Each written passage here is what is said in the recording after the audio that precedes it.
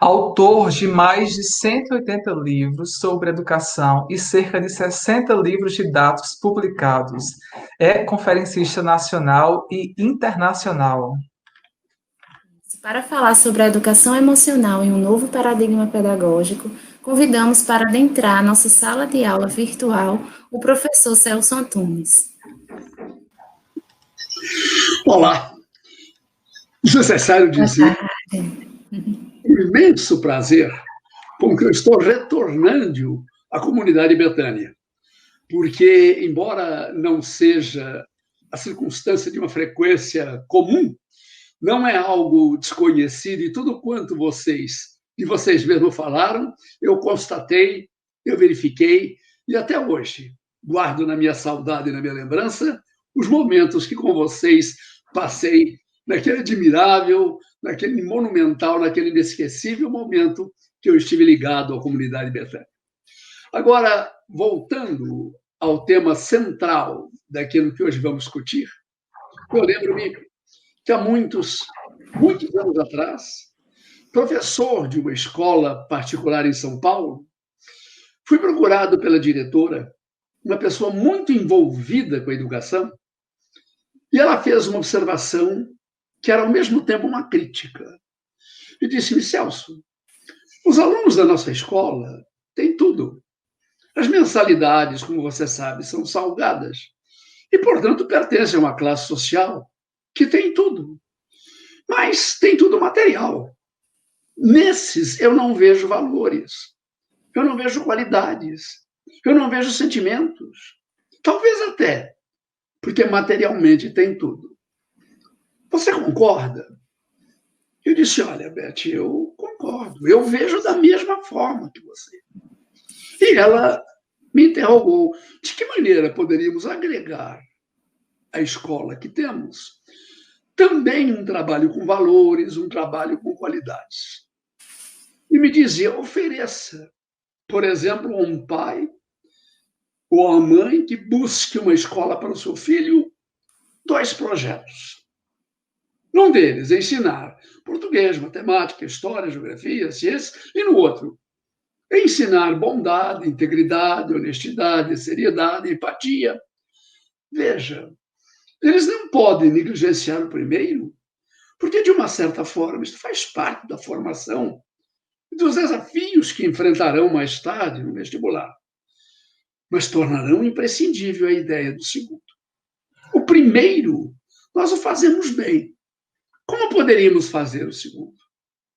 E eu respondi: olha, eu concordo inteiramente com isso que você está colocando, mas eu não tenho a resposta. Mas se você me der 15, 20 dias, eu prometo que eu vou mergulhar no assunto e talvez trazer alguma ideia, algum paradigma que possa nos servir de orientação. Ela disse: não, você não tem mês, tem o tempo que quiser. E eu, comprometido com esse desafio, comecei a procurar. Mas vejam, não eram tempos de internet. Eram tempos onde essa procura se fazia através de correspondência.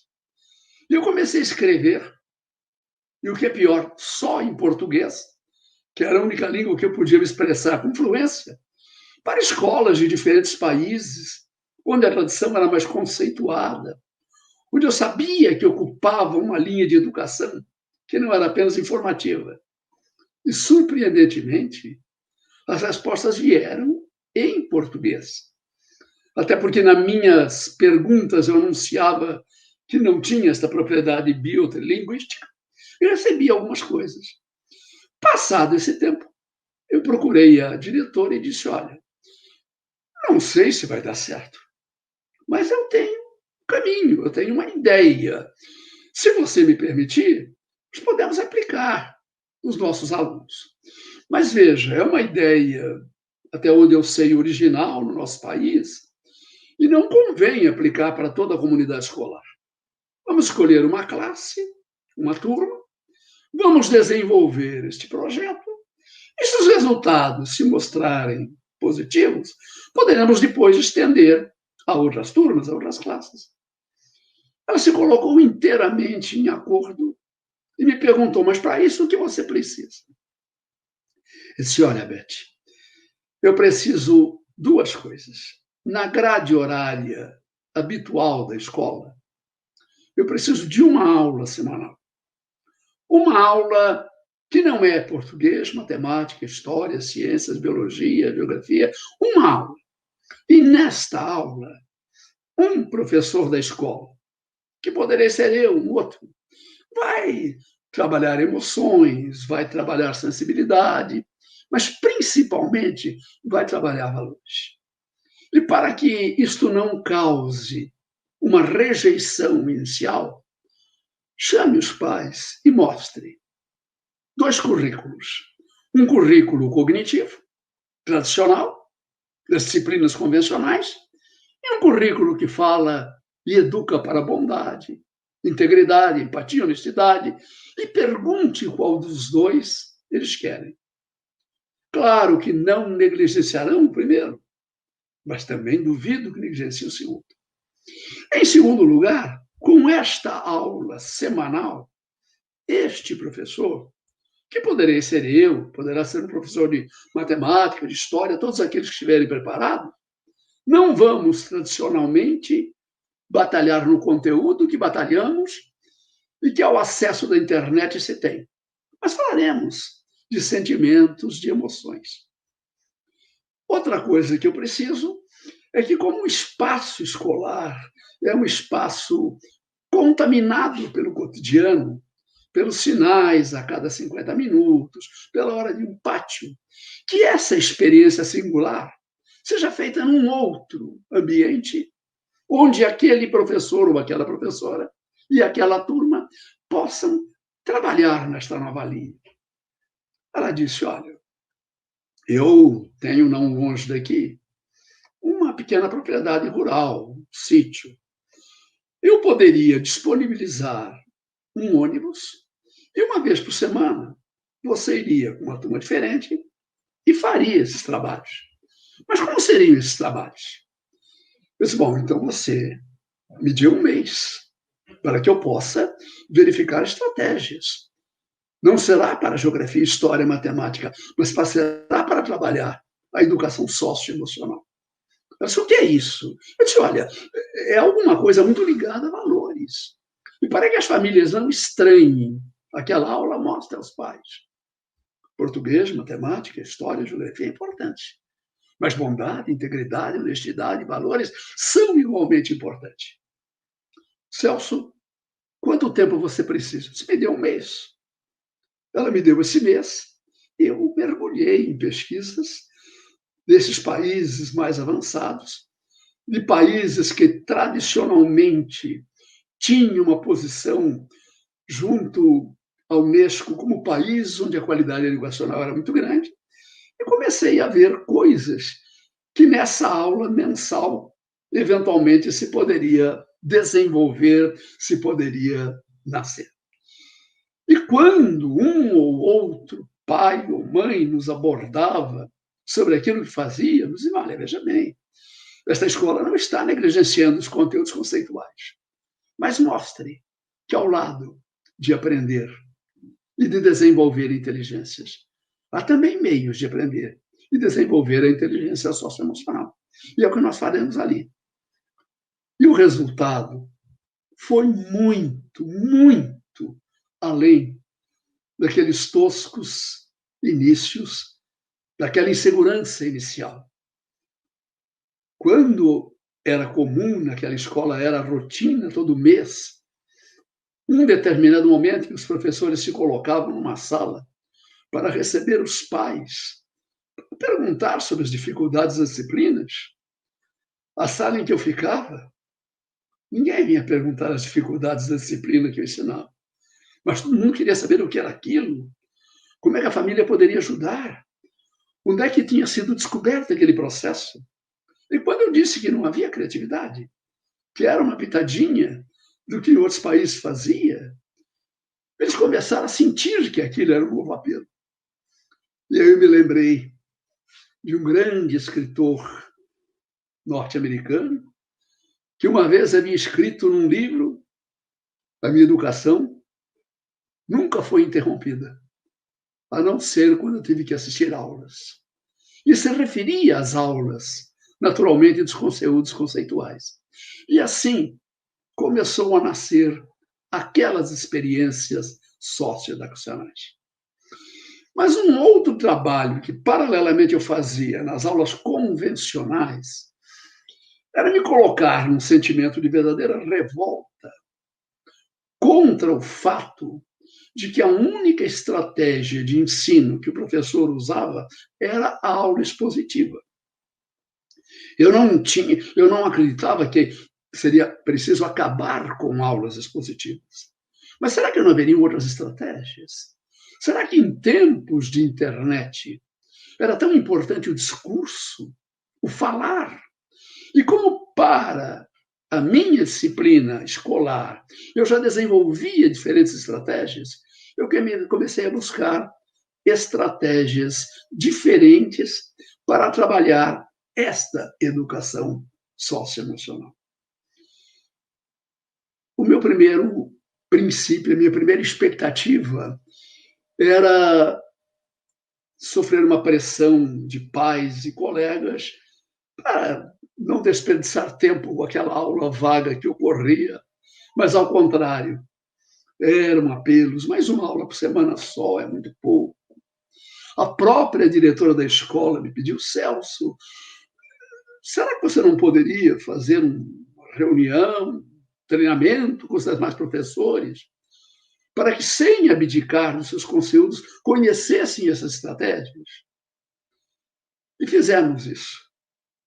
Mas foi feito sem a experiência prática das realizações, e os professores, habituados ao tradicional trabalho de expor conteúdos, começaram a não levar muito a sério o processo. E pouco tempo depois, essa ideia não prosseguiu.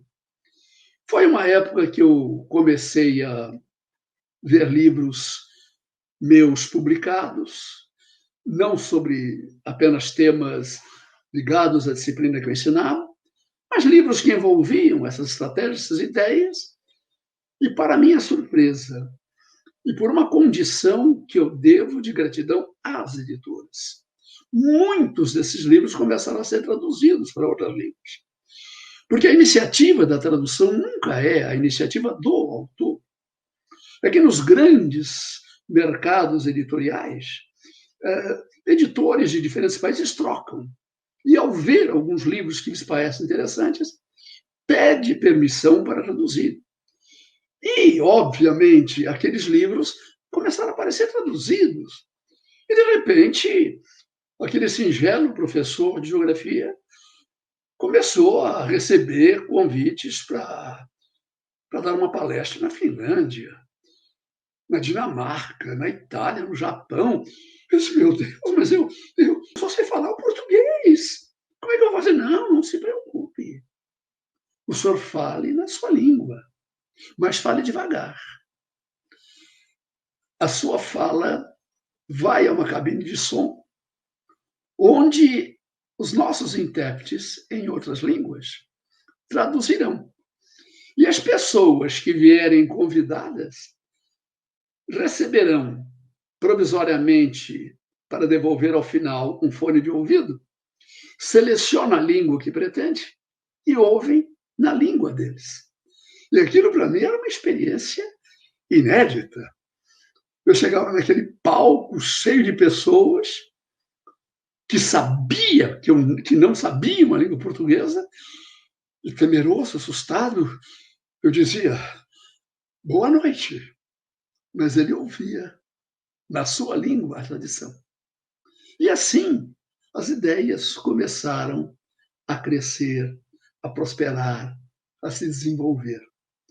E eu fui devagarzinho percebendo que, na sociedade do mundo inteiro, o que mais se admira em uma pessoa não é apenas aquele saber conceitual que ele tem, que é importante para a profissão que ele desenvolve, mas aquele sentimento de ética, de dignidade, de solidariedade, de espiritualidade, e que, sem negligenciar conteúdos, Sem dúvida nenhuma, o trabalho com valores tem muito significado.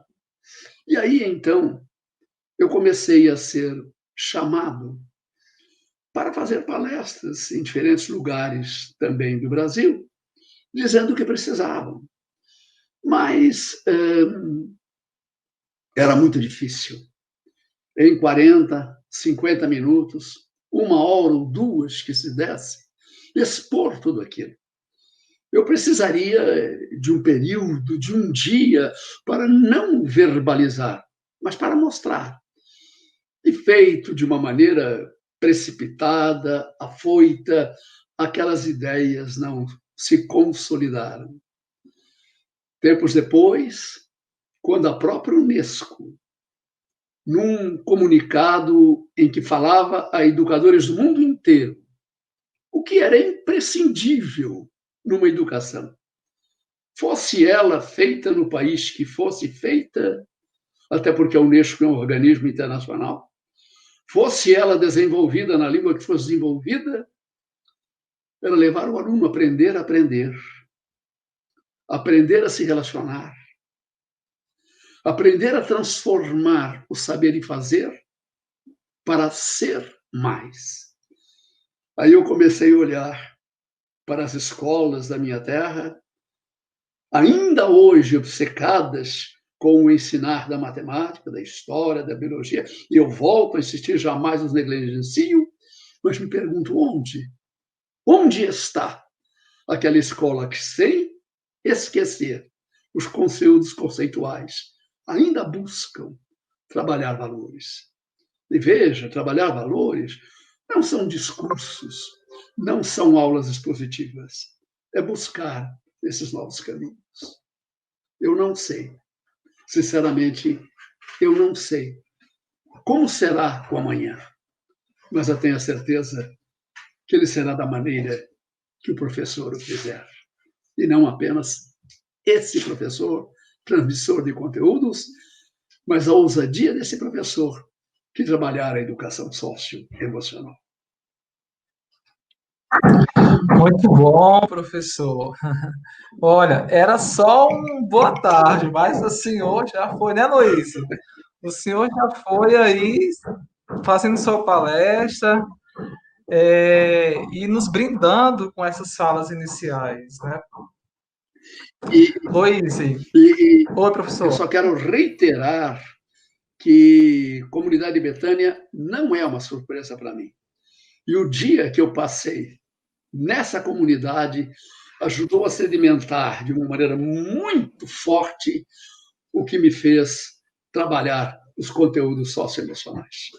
Não há nenhuma outra presunção nesta fala, senão externar um sentimento de gratidão pelo trabalho que fazem e a minha esperança e fé de que vocês possam divulgá-lo por toda parte para todo mundo que educa, não apenas professores. Maravilha, professor.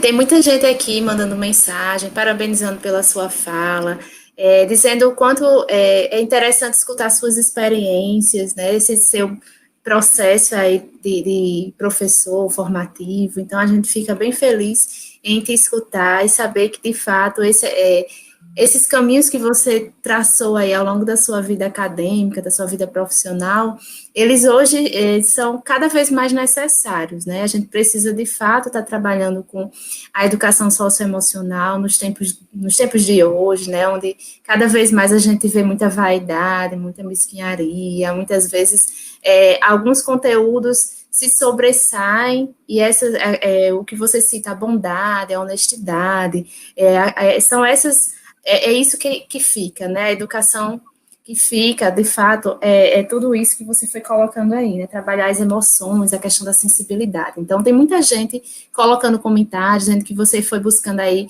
estratégias que hoje estão, inclusive, presentes na BNCC. Né? Então, parabéns pela sua fala. E aí, a gente vai colocando algumas perguntas, você vai falando, né? Eu posso começar, Breno, vou fazer a primeira pergunta. E aí depois você segue, ok? Pronto. Então é o seguinte, professor. A gente sabe cada vez mais do poder das emoções, né, no processo de aprendizagem, como você colocou aí muito bem. E aí, para proporcionar um ensino em que essas questões emocionais estejam presentes, né, é preciso que todos nós, professores, a gestão, tenhamos um apoio, né, para, digamos, saber lidar com as nossas próprias emoções. Até para que a gente seja um suporte para o outro. Então, como fazer para nos mantermos emocionalmente saudáveis neste período, né, principalmente num contexto em que nos cobramos e somos cobrados por produtividade? A gente queria que você falasse um pouquinho sobre isso. Olha, magnífica pergunta. Eu vou sintetizar, mas eu penso que qualquer professor que trabalhe qualquer conteúdo conceitual, escola pública ou particular, não importa, se reservar uma aula que ministra por mês, e naquela aula dizer aos alunos, olha, hoje não vamos passar o conteúdo conceitual. A perda é irrelevante em relação às demais aulas. Mas nessa aula, perguntem o que quiserem. Perguntem o que desejarem. Não perguntas circunscritas a conteúdos. Eu prometo, se eu não tiver resposta, na outra aula do outro mês, eu procurei trazê-la. Mas levem as perguntas que vocês fizerem sobre sentimentos, sobre emoções, sobre valores, sobre outras coisas.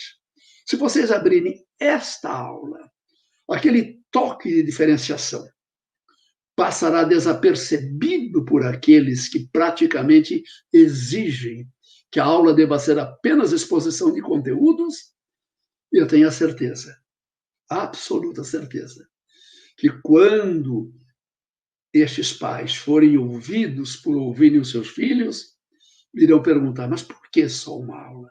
Por que só um momento? Porque são oportunidades para que aquele saber não conceitual de cada professor fale como mãe, como pai, como irmão, como alguém que sofreu e que tem, além da história, geografia, matemática e ciências, algo de si para ensinar e para educar. Perfeito.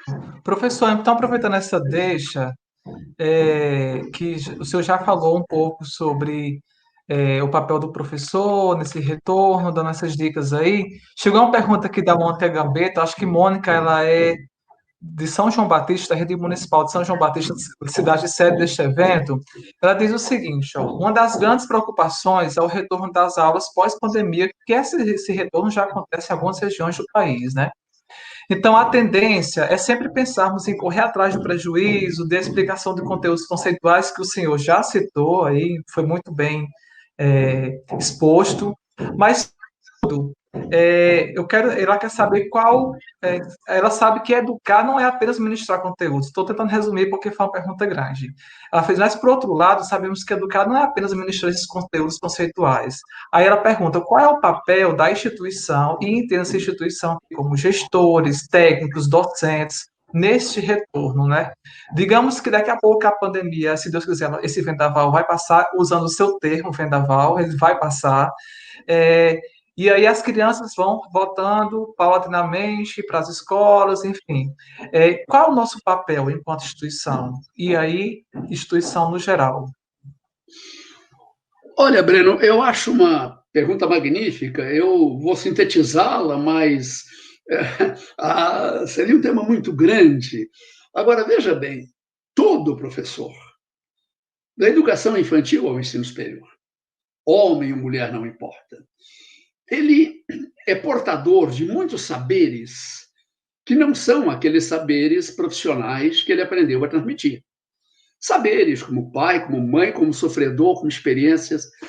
Se um deles ou uma delas se atrever a uma de suas aulas por mês, disser, olha, gente, hoje é aula diferente. Eu até, se a escola permitir, autorizo que quem não quiser ficar pode sair. Mas hoje eu vou contar um acidente que mudou minha vida. Eu vou contar para vocês uma história que eu ouvi e que me emocionou. Eu vou falar de alguma coisa pessoal, aprendida, que, de uma certa, pode transformar. E ele verá que, depois de algum tempo, a pergunta crescerá dentro da escola. Por que uma aula só? Será que apenas um professor, uma professora, tem saberes espirituais, saberes experimentais? Teve momentos de sofrimento, momentos de dificuldade que não nos ensinou, que nos fez pensar. Veja, isto não alterará a rotina da escola, mas, com certeza, muitos pais ou mães que, por circunstâncias diversas, transferirem os seus filhos e obrigados a procurar, por outros motivos, outras escolas, se perguntarão por que aquela teve aquela iniciativa. E vejam, o custo é zero.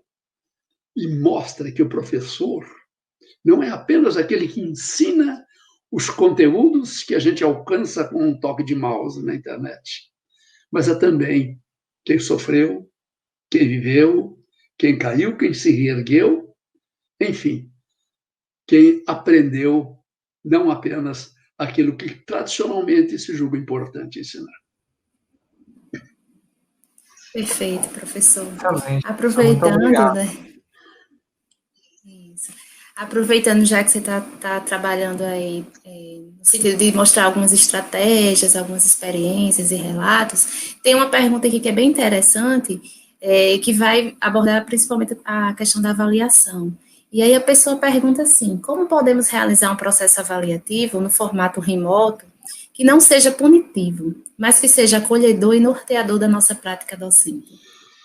Eu creio que uma experiência muito interessante e já praticada, mas infelizmente, até onde eu sei, não em nosso país, mas que é uma característica marcante, pelo menos eu a presenciei ao Helsinki, mas eu creio que em toda a Finlândia, quase que uma prática escolar habitual, é a prática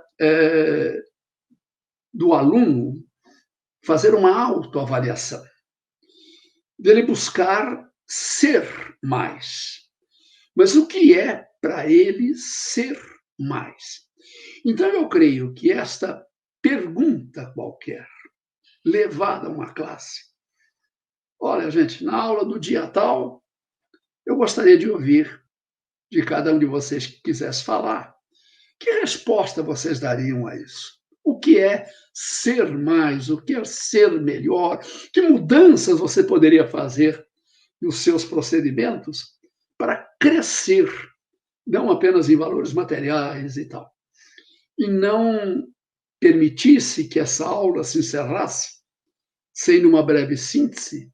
Dizer, bom, gente, foi muito bom ouvir vocês e hoje eu, como professor, não ensinei muita coisa, mas acho que todos nós aprendemos muito.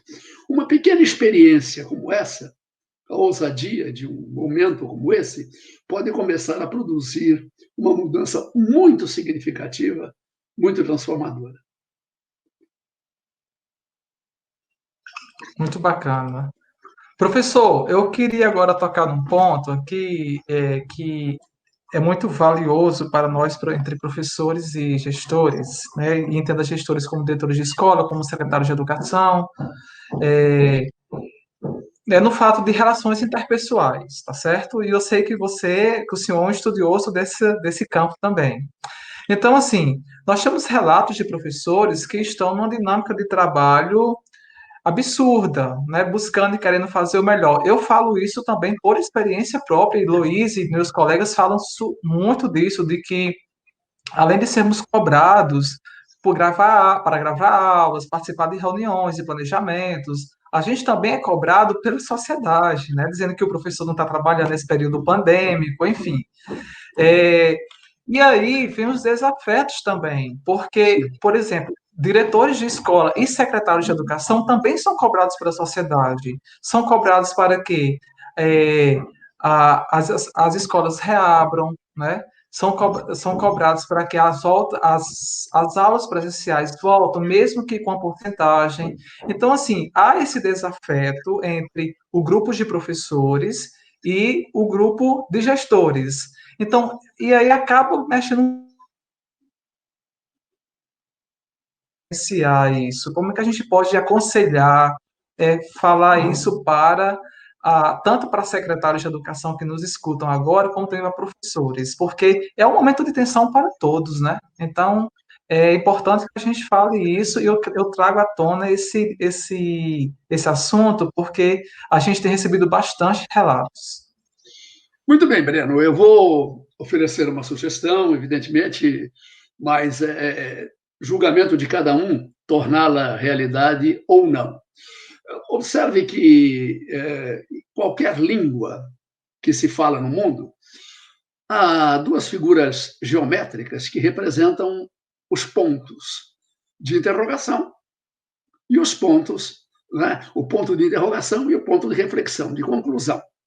E observem que um deles tem um formato muito bonito, que é o ponto de interrogação. Ele parece uma nota musical, ele parece até uma planta com uma flor curvada. E já existe um outro ponto de exclamação, que é uma espada, que é um punhal. Encaremos o aspecto desses pontos e verificamos, ao meu ver, o grande professor, a grande professora, não é aquela que usa e abusa do ponto de exclamação, daquela afirmação, daquela certeza, daquele conteúdo para o aluno aprender e memorizar, mas que usa o ponto de interrogação, que pergunta, não como quem espera a resposta certa ou errada para atribuir um valor, mas para criar naquele pensamento. E me permita, Breno, eu desenvolvi muitas vezes uma experiência ao sair de uma escola, de qualquer nível, qualquer classe e tal, eu via um aluno da minha sala que eu mal conhecia, batia no ombro e dizia, cara, você sabe que eu te admiro? E não dizia mais nada. Por quê, professor? Por quê? Porque eu admiro, né? Mas o que eu fiz, professor? O que eu fiz? Cara, eu não estou aqui para dar uma aula para você, né? Mas eu admiro. É incrível como esse singelo gesto muda aquela cabecinha, vai para casa fermentando. Mas o que será? O que será? E veja, e nisso ele está buscando dentro de si mesmo um valor que aquele que perguntou não sabe qual é, mas que ele vai explorar.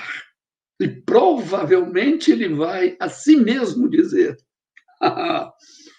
um dia não será só ele, não. E veja, qual é o custo de uma atividade como essa? Obviamente que o segredo eu estou revelando aqui, não deve alguém revelar para ele, que perguntou, vou perguntar. Mas essa iniciativa levaria ao desafio dessa busca, sem dúvida.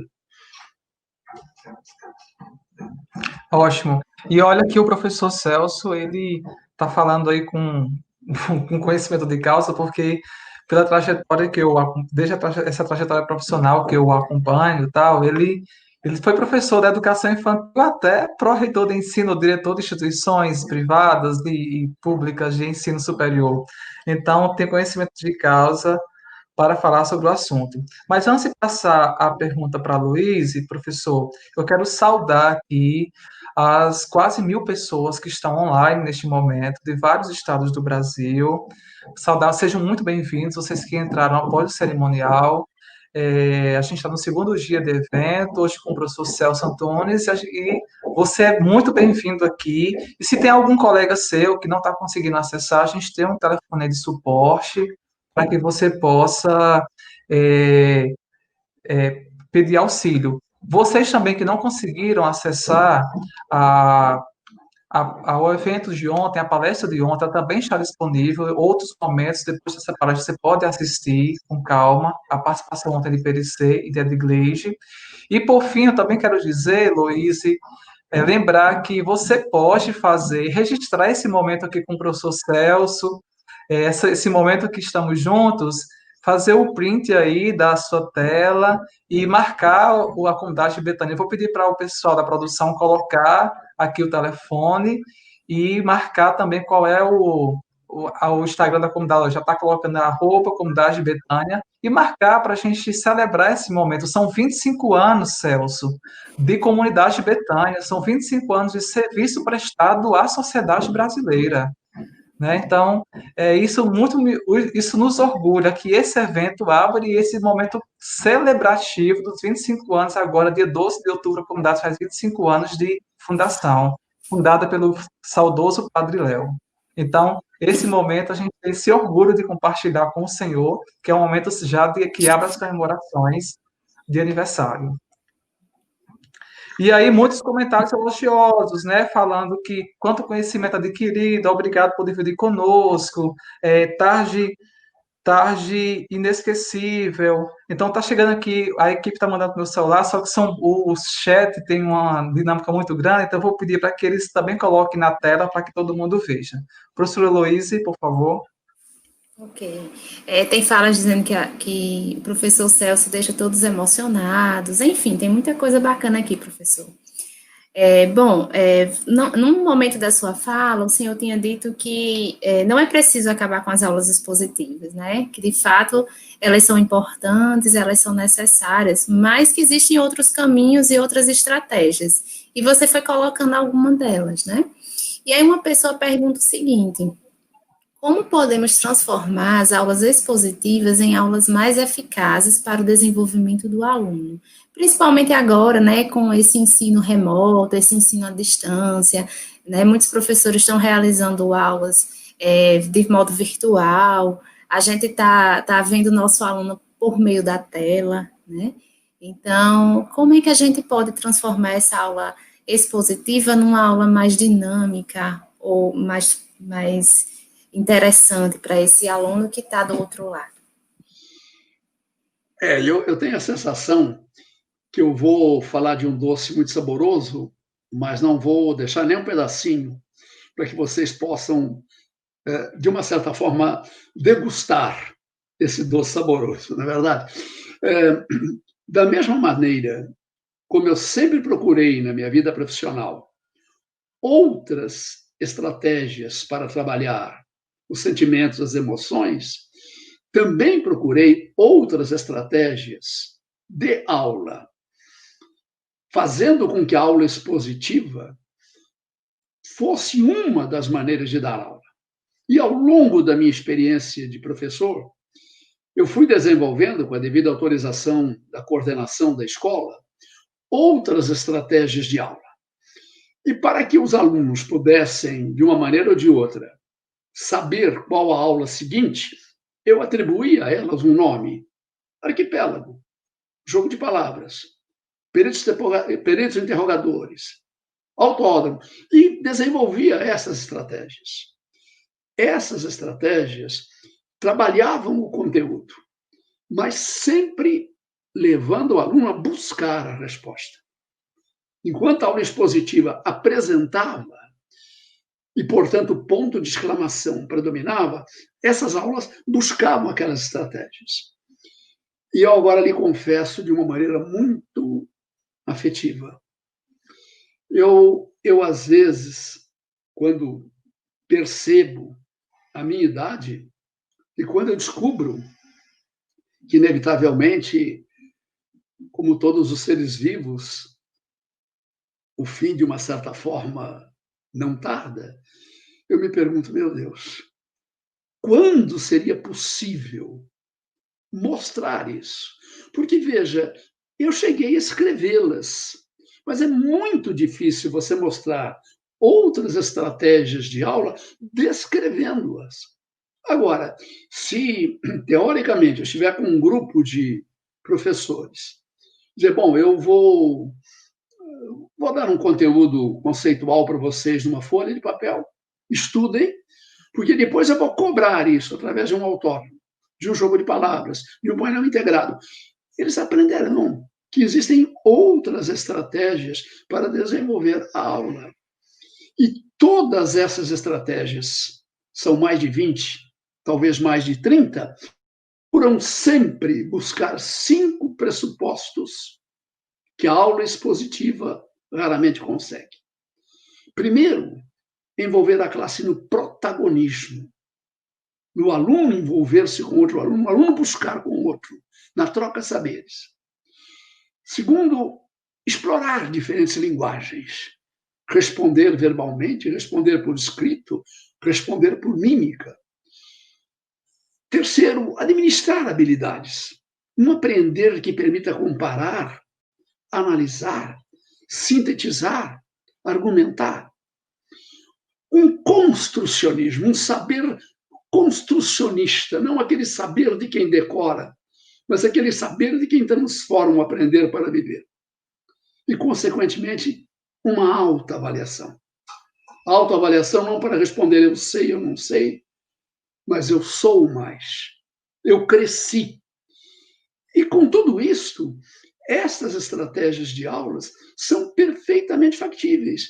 Agora, escrever no papel, como eu disse, não é difícil, mas se você transformar isto, meu Deus, é muito fácil, muito simples, muito simples. E, no entanto, uma pergunta que, tristemente, eu não tenho a resposta, ainda que eu espere que muitos tenham. É capaz de dizer o nome de uma escola onde pelo menos um professor usa estratégias diferentes? Certamente existem, mas, infelizmente, eu não conheço.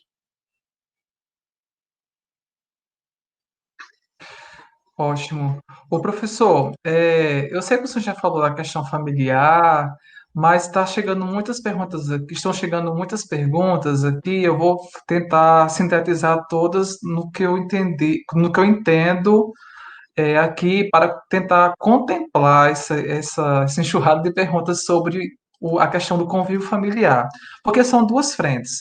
Tem a questão do professor que está trabalhando em casa e aí com sua família, tem essa dificuldade de delimitar o que é horário de trabalho e o que é horário familiar, e às vezes a gente já vê vários memes aí, a criança interrompendo as reuniões, enfim.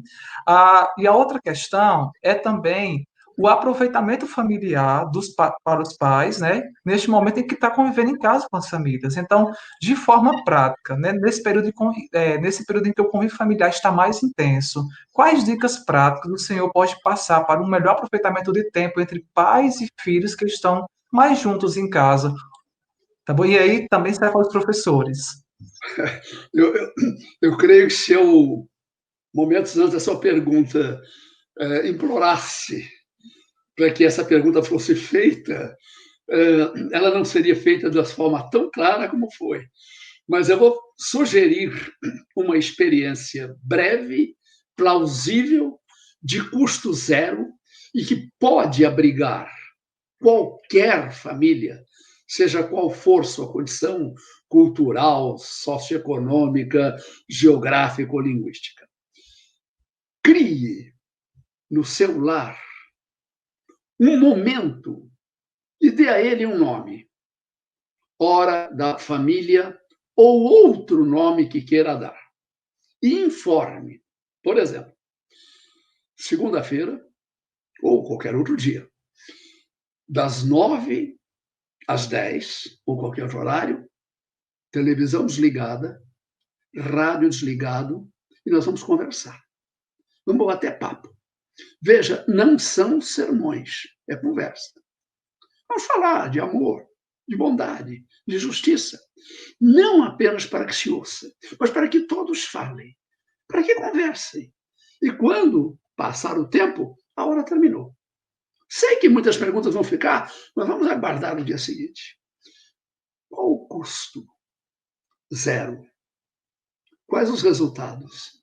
E agora eu posso falar de experiências pessoais que eu conheci.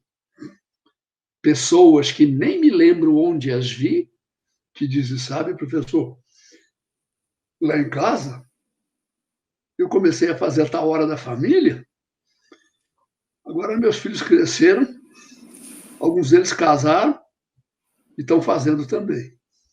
E a planta está se frutificando.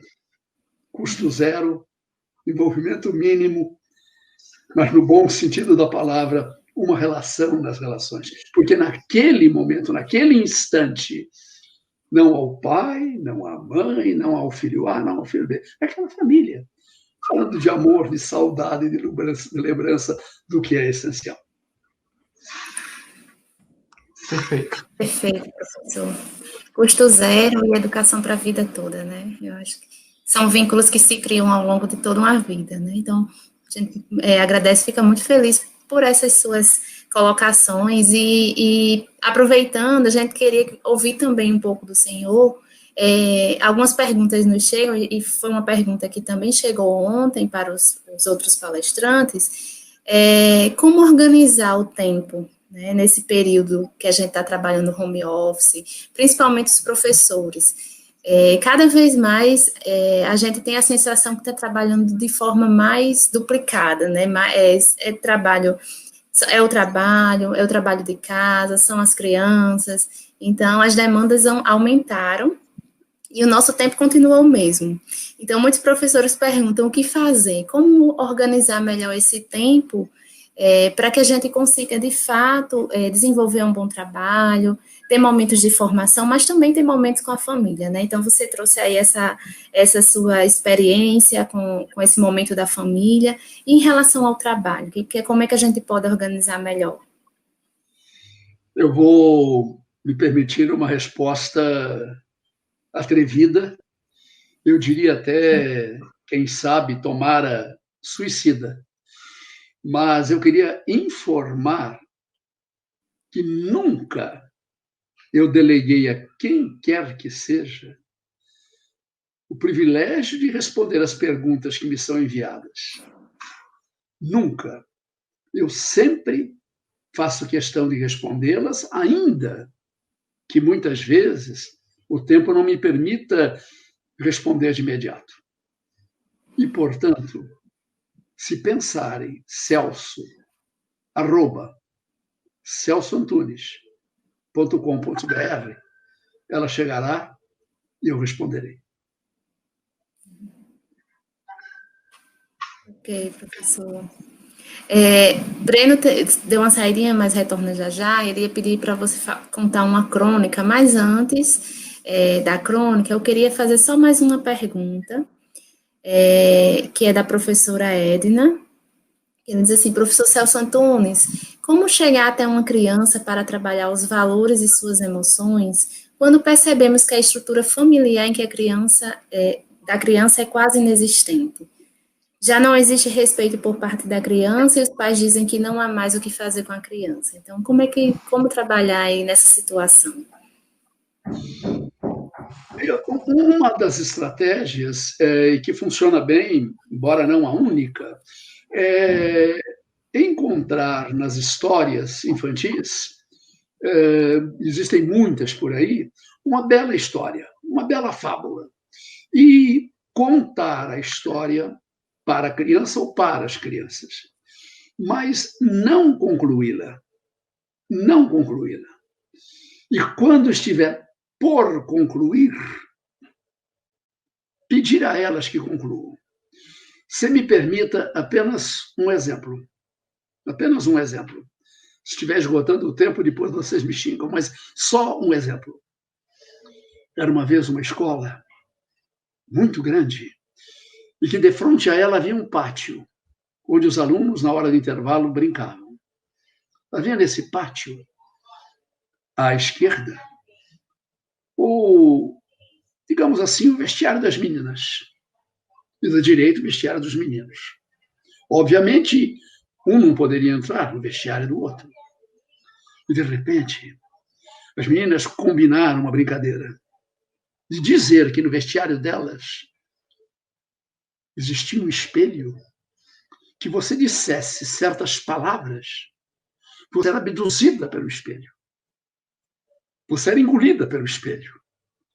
E o espelho, ao invés de refletir a sua imagem, a partir daí, refletia imagens. E, obviamente, isso era uma lenda. Mas como os meninos não poderiam conferir, né? Aquilo ficava. E as meninas combinaram, vamos fazer de conta que é verdade. Assim vamos instigar a vontade. E um dia, um aluno foi excluído da aula de matemática porque estava brincando.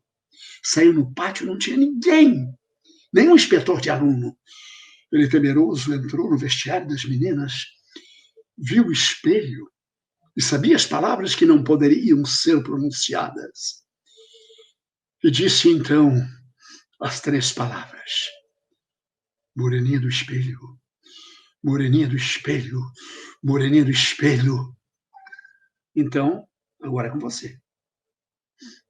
Veja, qualquer historinha como essa, qualquer, vai gerar uma criatividade, vai gerar. E você tem que ser duro e persistente e dizer, não, agora com você, agora com você.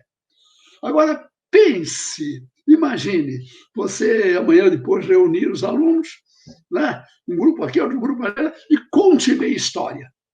Então, quando eles terminarem, todo mundo vem conferir. Mas naquele momento você trabalhou a imaginação, a criatividade, a atenção, os méritos, e o custo, 0. Que experiência. Bom, eu ia pedir para a gente já está chegando ao final da nossa tarde de formação, mas antes de fazer os agradecimentos finais, eu ia pedir para encerrar com a crônica, mas eu vou adiantar os agradecimentos finais e o senhor, quando for falar, o senhor pode, se quiser, nos presentear com mais uma historinha, que eu gosto muito de suas histórias, tá, professor? Mas veja, eu quero que, em nome da comunidade Betânia, eu quero, em nome dos padres Vicente, Padre Lúcio, que são os, né, Padre Elton, que são os administradores da comunidade, e toda a equipe organizadora desse evento, professor, assim também como a Prefeitura Municipal de São João Batista, né, na pessoa do prefeito Daniel Neto e da secretária Rafaela, que são também cidades sede desse evento, que acolheram este evento, a gente quer agradecer a sua disponibilidade. Se eu não estou enganado, é a 4ª ou 5ª vez que a gente faz uma atividade que o senhor está presente, né, que a comunidade faz um evento, seja presencial e agora online. E a gratidão, nós fizemos agora, recentemente, um simpósio aqui no Rio Grande do Norte, com sua participação, e cada vez mais isso vai deixando vontade de ouvir, né, Luiz? Cada vez mais a gente quer o professor Celso nos nossos eventos. Mas, sobretudo, professor, eu quero dizer que, para mim, essa foi uma tarde extremamente importante e inesquecível. E eu tenho certeza e rogo a Deus para que a gente possa voltar a se encontrar mais vezes, só que desta vez presencial. Porque eu tenho certeza que essa oportunidade vai acontecer em breve. Luiz, você tem mais alguma pergunta para fazer? Enquanto o Luiz faz as considerações finais para passar para o senhor, eu vou pedir para que o pessoal da produção organize o sorteio, tá? Nós temos livros com o professor Celso, temos livros com o professor Pericê, dos nossos palestrantes que vão ser sorteados daqui a pouco. Luiz. Ok. Não, eu acho que eu também quero ouvir uma historinha, uma crônica. Eu também gosto muito, professor, das suas crônicas. E já antecipo os meus agradecimentos. Vou dizer aqui publicamente que o professor Breno, antes da gente começar esse evento, né, ele disse que estava extremamente emocionado, professor, porque lembra dos momentos que esteve com você em outros eventos. E ele disse, Luiz, é muito bom estar junto de Celso, mesmo à distância a gente sente um carinho muito grande. Então, professor, eu também fico muito feliz, muito agradecida, é sempre bom te ouvir, é revigorante, tem muitas palavras elogiosas a você, pena que o tempo é sempre muito curto, mas olha aí, o pessoal dizendo que quer mais, e fica o convite para outras oportunidades. Muito obrigada, professor, e agora a palavra é sua. Minhas palavras de encerramento, e serei breve, mas há muitos anos atrás, quando o Brasil, através dos seus soldados, participava de alguns eventos ligados à Segunda Guerra Mundial, surgiu a canção do expedicionário. E a canção do expedicionário brasileiro tinha um trecho que dizia: não permita, Deus, que eu morra sem que eu volte para lá. Se referindo, naturalmente, à expectativa de voltar à terra dele. Como eu disse a princípio, eu já estive, há muito tempo atrás, na comunidade Betânia. Eu gostaria de rotineiramente dizer: não permita, Deus, que eu morra sem que eu volte para lá. Muito obrigado.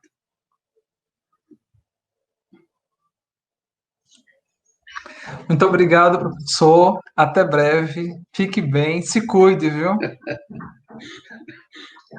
Tchau, tchau. Tchau, tchau. Tchau, professor. Muito obrigada. Obrigado. Muito obrigado. Obrigada, professor. Até breve.